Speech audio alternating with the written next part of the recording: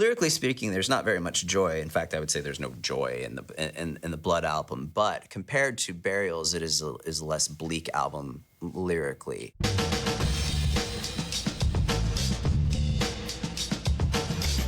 During the 3-year interim between records, what changed was 3 years of life. So as 3 years pass, life shifts, and you know, so many things happen, as would happen between any of the record cycles between you know, for AFI. So the perspective that you'll get lyrically on Blood is of course very different than the perspective you'll get for Burials. Kind of on our last record on Burials, I had started doing a lot of the production ideas before we ever even hit the studio or even hired a producer. So, you know, in a demo phase, I would arrange the songs and come up with the layers and the production and all that kind of stuff. And so after Burials, it's kind of like, well, let's just cut out the middleman. I'm already kind of doing it. Because on Burials, even, we kind of recreated the demos in a lot of ways. And so rather than paying someone 30 grand to come in and do that, it's just, I think at this point, we're all capable enough at what we do to go in there and make a record.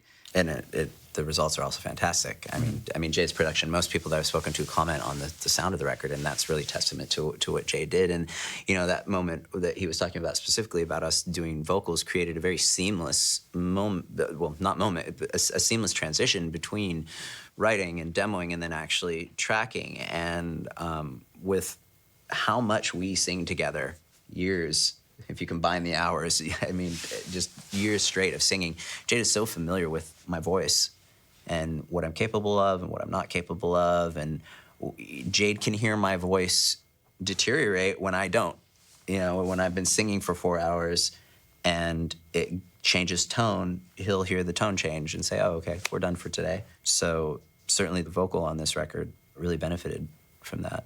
Well, Snowcats, which is our first single, I wrote that song kind of like in a completed form, but I thought before didn't even play it for him, and I'm like, this isn't really an AFI thing. This isn't really going to work. I'm not even going to send it to him, and so I put it aside. And then I came back to it a couple months later. I'd forgotten about it. I'm like, well, maybe I'll just send it over and see if it sparks something. Because a lot of times we work together on the melodies and just banging them out. But I just sent that one to him and just like, you know, see if you can do anything with this. And then he wrote that whole thing, the whole melody part.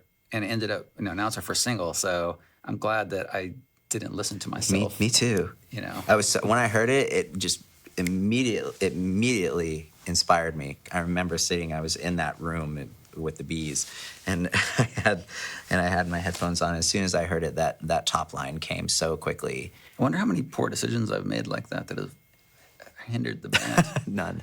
Did I read correctly that you wrote 60 songs or a large number of songs? Yeah, we probably wrote somewhere around 60 songs. Yeah, that's not much for us, actually. It actually isn't. Yeah, it's a little bit. We wrote 120 for December Underground, so. Is that how many we did? Yeah. I think that's sort of like the ballpark figure. Yeah, it's too many. Yeah, it's too many songs. Can't accuse us of not being prolific. Yeah. I'm not saying we wrote 120 good songs. No.